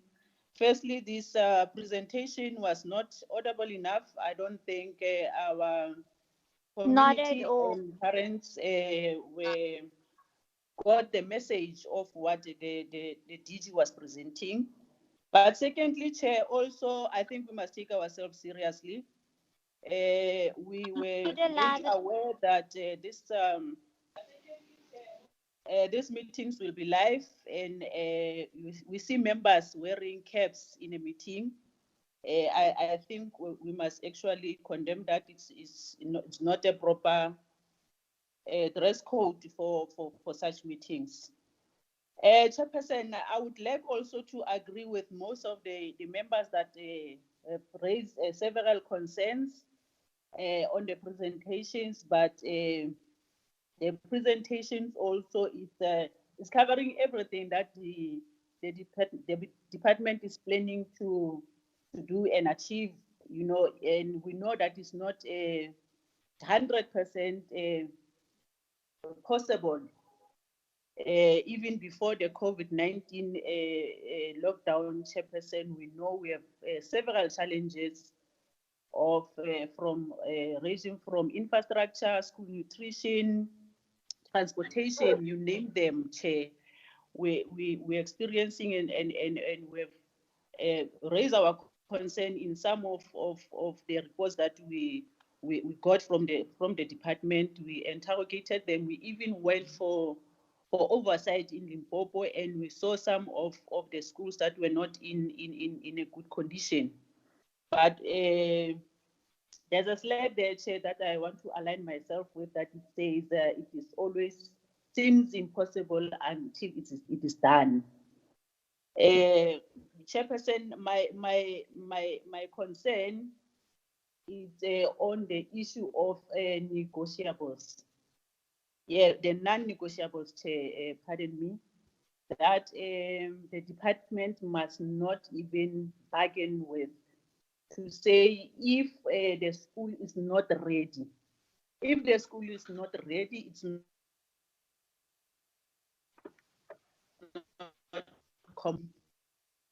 or the safety kit and all that, it must not even attempt to open. And the department must demonstrate to us that they will even do a physical verification in making sure that schools are in a good shape, are compliant, and everything that is needed to be there is in place. Because if we're not going to do that, Chair, we are going to find ourselves in a predicament of having now to put the lives of the young ones, the teachers, and the staff at risk, and when they could have been safe at home. So we must make sure that whatever it is that we practice at home, it must also be practiced at school. All the safety precautions must be practiced and must be on point.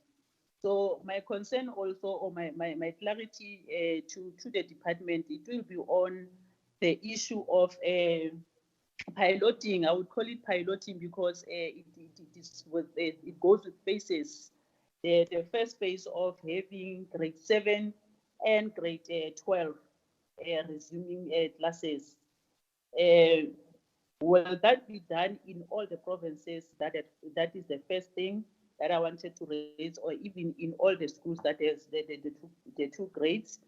And if the schools are not ready, what is the plan of the department? What is it that they are going to do to make sure that even those kids or learners are not going to be left behind because of those challenges that the school will be facing? Is there any second plan or plan B on making sure that those kids will also be able to catch up, Chairperson? But I think most of the things has been addressed, and I think I will pause there. But Chairperson, I think we must allow the department to demonstrate to us as a portfolio committee if they are ready. If they are not, Chairperson, they must also indicate that we do not want any lives that will be lost in our hands. Hence, if the president saw it fit that we must go for lockdown so that we curb this pandemic or the coronavirus, Chair. So we must not also ourselves find ourselves putting lives of innocent people, innocent young future of this country at risk. We must be sure and we must demonstrate that the schools are ready to be reopened. I'll pause there, Chair. Thank you very much. Thank you very much, honorable members. I have tried to cover all the hands, and we are really running out of time now. The presentation is sent to all the members, as Honorable Ngobo has asked. And I think we need to appreciate the work that has been done by the department behind the scenes. If the plans are changing, one would just ask the department to communicate. You know, let's communicate. Let's make sure that our people know what is happening. We are all stressed. We do not know. We never knew that the COVID-19 is going to stress us like it is doing now. But the reality of the matter, we need to work together. We need to understand that even if our kids go back to school, it is not going to be an easy process. There will be challenges that will be accompanied by that.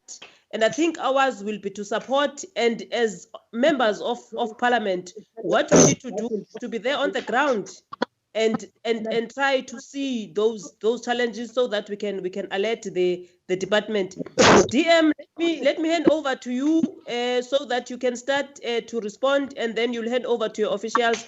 I'm not sure if the DG is still there or he left, but over to you, DM. I'm not sure if the DG is still there. Thank you very much. I don't know whether we have sufficient time that we can take everything to all the officials that are here. Because to me, issues that I think are critical, which are raised by members, is that the date of the 6th, is it realistic? And all that the children can go to school. And also one other thing is school nutrition, learner transport, infrastructure, overcrowding, and connectivity in rural areas. Chair, when the DG started presenting, he indicated that we are going to shrink, not even shrinking, but rework the curriculum on the internal grades, except for grade 12, because grade 12, as we speak, papers have been set and papers are ready. So the grade 12 learners, we are going to make sure that we put some extra effort. And Chair, can I continue? Okay, I don't know if I'm audible, but I'm not on mute. I'm saying, Chair, on these other grades, we are only going to look at the strategic topics, that we cover all the strategic topics, that when they move to the next grade, they at least have the content of the previous grade.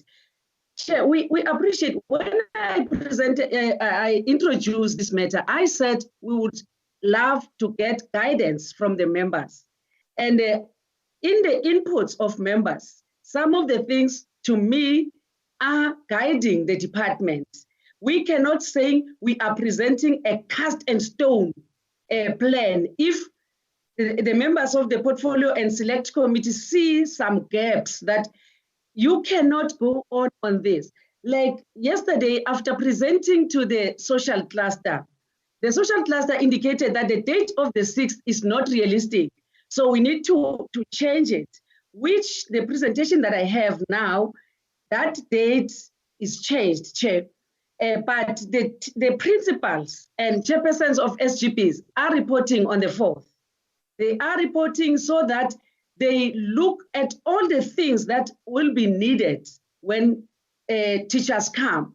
So that when teachers come, they must come ready with masks. We don't want to risk, because in this situation where we are, Chair, we don't have to risk lives. And at the same time, we feel as a sector that we need to protect the academic year, because there are those smaller babies that would want to go to grade R next year. And the grade R must shift space to go to grade 1 and all the grades. But we should not compromise lives. Life is more important than an academic year. That we fully understand as the department. And that's why we say we cannot just sit back and fold our arms. On the issues of infrastructure, Chair, yes, we do have overcrowding in most of our schools, especially in the big cities. We are saying we are going to use a phase-in approach, which means when only grade 12s in secondary schools come, then it will tell us exactly how many spaces are left for the next grade, because they're not going to come today, then the following day, the next grade come. then they will come in trenches. And at the same time as they come, we gather experience and we improve on all the preparations that we have, because there can be things that we think we are ready, and when coming practically to school, we find that there is a bit of a challenge. Then we'll be working on that. But I'm not saying we are going to be risking the grade 12s and the grade 7s, because as they come, they will have sufficient space, no matter how small a school is. If it's only one grade that is coming, Chair, then there will be sufficient. And at the same time, there's a question about the 400 mobile classrooms which have been procured. We cannot say now the 400 mobile classrooms are all that we need. Even the schools that are touched, the touched one, we are going to give them the mobile classrooms. And if they need 5 or 6 for the grade 12s, and monitoring the distance, and which answers also the question of the desks. The desks that we're speaking about are not those desks, the single desk. It's a double desk. We are going to monitor the space that, and it's not 2 meters, Chair. Yes, we need to protect our learners, but Department of Health told us of 1 meter and 1.5 meter. So when we speak of 1.5 meter, the double desk can be able to cater for 2 learners. But if that does not work, because the department for the readiness is not going to work alone. For the sanitization of the schools, Department of Health will be there, and Department of Health will guide the department and say, no, this school is not ready. That's why this plan is a plan, but it's not a one-size-fits-all. And we know that situations differ from province to province. Like they were raising a case about Western Cape and Gauteng as epicenters of COVID-19. So we cannot say when the situation does not allow that learners can go to school, then we say, no, go to school. Another issue, the learner transport. Chair, on the issue of learner transport, there is the learner transport that is provided by government. That one, there's no compromise. The parent is responsible for the child from home until the bus stop.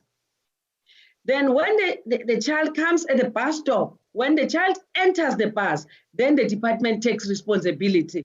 And that's why we say every child must enter a bus with a mask on, and that mask will be provided by the department.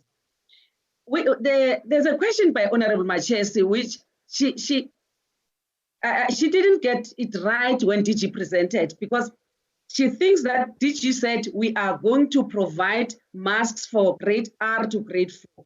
No, DG said the department is going to provide masks from quintile 1 up to quintile 4.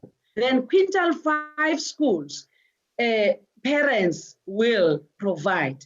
But if the portfolio committee says we must provide for all, that we are going to look at. But at the same time, we are saying because parents in quintile 4 and 5 are responsible for most of the things of the learners, including transport. That's why the learners use transport that is arranged by parents. That's why we say parents live in South Africa. They also comply to the rules and regulations of COVID-19 in the country. So we cannot say parents will do their own and put the children in an overload. And as we are going to face in, grade 12s cannot fill the bus. If the bus is full, then we'll have to provide a second bus in the scholar transport. But issues of overcrowding for now and issues of shortage of teachers for now does not come to the picture when we face in grade 12 and grade 7. Because even those teachers that are teaching the other grades will come to school. Yes, I do get a question that teachers do not qualify to screen. But screening, wherever we go in the police stations, I'm screened by a police officer, and that police officer is not a health official. So the Department of Health will train our officials, will train our teachers, those whose learners shall not have come to school, then they shall be trained, and the teachers will be doing the screening under the supervision of the Department of Health after having been trained by the top. Yes, there's a question by Honorable Sukers about the quintile 4 and 5 in the Western Cape, and some quintile 4 and 5 in poor communities. Those ones, we are not working as robots. The departments know, the departments, provincial and the districts and DBE, we know the challenges in each and every community. So if we understand that, yes, they are in quintile 5, but there is a challenge, we'll come back and sit down and see how do we help. And those who have applied will check the application as to at what level is it, and then it will be approved if they meet all the requirements for being graded as quintile 1 to 3. So quintile 1 to 3, on the issues of scholar transport, Honorable Malazi, that is the responsibility of government. So that one is not a question, and we will transport the learners. There's an issue about retired teachers coming in. The presentation here said the COVID-19 regulations said, people who are 60 and above should be encouraged to work from home. So we cannot take retired teachers. We are putting them in a risk when you say retired teachers come back to school. We do have teachers that are still not employed at the age of 28, 30 years. And those ones, if really there is a need, they will come on board. Chair, if maybe I make this correction of the opening of schools, teachers, the principals and the SMT will be reporting on the 4th to look at, to make the schools to be ready and to receive all the COVID-19 sanitizers, etc. Then teachers will report on the 12th to restructure on the 11th, to restructure the timetables and look at other things. And those teachers who will not be teaching at the time will be trained. Then learners, the grade 12 and grade 7, they will be going to school on the 18th, according to this plan for now, subject for its approval. Like I'm saying, that it is being presented now to the command center as we are presenting it here to the portfolio committee. So it's a plan that I said earlier on that we are doing the processes concurrently. Water and sanitation, that one is a big challenge for the department because most of the rural schools do not have water, especially in the Eastern Cape where there is literally no water. And other rural provinces, like the presentation indicated, that number 1 is Eastern Cape, followed by KwaZulu-Natal, Mpumalanga, and Limpopo. We are working with the Department of Water and Sanitation. And the Department of Water, they are calibrating the existing boreholes.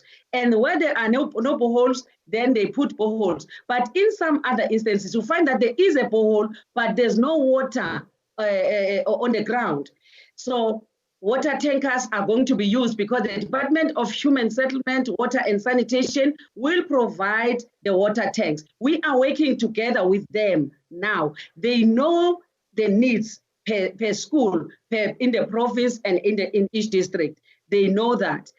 That's why we made sure that we submit those needs to them so that when they work on their budget, our schools also must be catered for.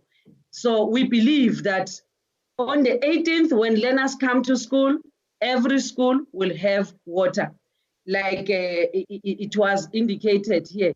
Chair, there's an issue that is also, it has always been a concern about school nutrition. we are not saying school nutrition now is being transferred to the Department of Social Development. We've never said that. But the Department of Social Development is responsible for poor communities and poor families. So those learners who benefit from school nutrition are the ones that are clients to the department, whose families are clients to the Department of Social Development. That's why now, as we are locked down, those parents and families, they receive food parcels from the Department of Social Development and other charity organizations. They feed the same learners who receive school nutrition from schools. So there is no way where we can say we'll go and feed learners at home. We don't have, the department does not have that infrastructure that we can cook food at school and carry it and go and feed children. And when we feed this child at home, what about the parents? Because parents will be hungry also. That's why we are working with government and all what the president has said, the 350, the additional to the social grants on children, all those resources are helping the poor families. So that's why we cannot say as a department, we are going to feed children from home. That share, we do not have the infrastructure to do that. Then another issue that is a challenge is our ECD, grade R. And it's a fact that when we looked at grade 12 and grade 7, we did not take grade R into consideration. We thought that grade R will come in as grade 1 comes to school. But what members are indicating here that the grade R is still young. And if the parent now has to go to school, then who will remain with that grade R child? We fully understand that as a department, we'll go back and work on that. Because what we looked at were the private grade R facilities, that those ones following all the guidelines and regulations of COVID-19, and working together with the department and checking their areas and monitoring the physical distance of children, those ones could be allowed to operate. But now we can see that even those grade R in schools, we need to look at it. That's why communication is a continuous thing, Chair. We'll continue communicating with you. That's why we even made what I will regard as a mistake, because we invited the portfolio committee to a meeting because we felt that we are moving, and the portfolio committee at that time, did not come up with the timetable for meetings. That's why as a department, we ended up inviting the portfolio committee and the select committee for the meeting so that we brief, we don't go a long distance and then you guide us after we have committed a mistake. What the department is taking into consideration is the lives of South Africans. If one child contacts COVID-19 and come home living with 13 people, you have put all those 13 people in danger. All those things we are looking at, we are not just forcefully wanting to do these things, but at the same time, we have a responsibility of education, of educating the nation. So, I believe I've covered most of the questions, though I know because most of the questions were just a repetition of data. That's why as a department, we are not taking the private online teaching by schools which have resources as teaching is continuing.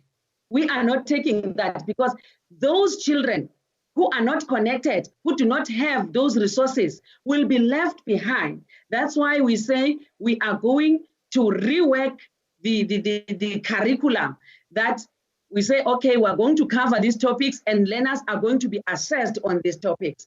And that's it. We are not going to say, hey, all the work that has been done by those schools which have resources, then we count it and we assess all the learners based on that. We know that we don't, South Africa is not the same. There are those that live in affluent areas, and there are those who live in deep rural areas. So we cannot disadvantage our children who live in deep rural areas.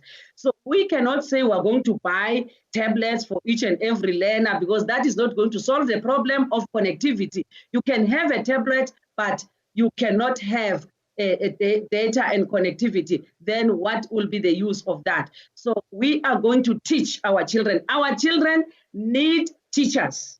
It's a teacher in front of a child.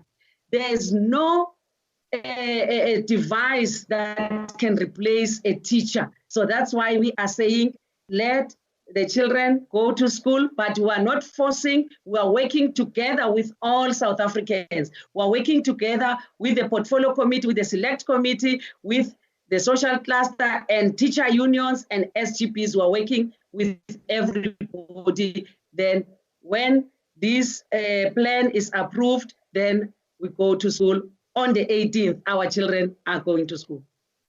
Thank you, Chair. Thank you very much, DM. I take it that she has responded to all the concerns that were raised by the members. I want to check with you, Ntate Nchabeleng. Is there anything from your side? Or because we are 14 minutes behind the schedule. So can I check with you, Chair, if there's anything that you want to raise? No, for me, it's just a salute to all the troops deployed in this vicious combat with COVID-19. And I just say, let's let the spirit of internationalism, international solidarity prevail. And that we should share information with our neighbors on education and development of our children, so that we can survive as a region, survive as a continent, and survive as humanity. Our children are our most valuable asset, and we'll do everything in our powers to ensure that our children and ourselves do not perish in this storm. Thank you very much. And to the ministerial team, to the minister and the team, we say we take the call from the Second World War battle cry. Tolka period nyet nasat. Aswele move. Thank you very much. Thank you very much. Thank you very much. Thank you very much. I just want to mention that there are stakeholders that really would have wanted to participate here, but we have made it clear that this is a normal portfolio committee and select committee of Parliament. It is only members of Parliament that participate in these meetings. And with that, then I would request them to send their concerns or questions to my secretary. I will then forward them to the department and they will get to be responded to. But we were just having a normal meeting of Parliament, so we are not allowing anyone to participate in this meeting. It is only honorable members of Parliament that participate in these meetings. DM, all the best with your plans, and all the best with the future. It is our future that you are leading. It is our kids that you are leading. And you can see, if members of Parliament are so concerned, what about a layman on the street? What about a parent that has got a child that wants to see the child progressing on the streets? That's why I'm saying that we just need to pray. We just need to understand that we shall overcome. We just need to understand that this will also pass. And all the best to you and your department. And I have said, that we appreciate the work that you have done. We know that you are in our prayers as the department. Our government, we are praying with our government that we get through this period. And the meeting is adjourned. We are 17 minutes behind the schedule. I think we have done very well. Thank you very much. And thank you very much to all the technical team that has been supporting this meeting. Thank you very much. And the meeting is adjourned. Thank you, Chair.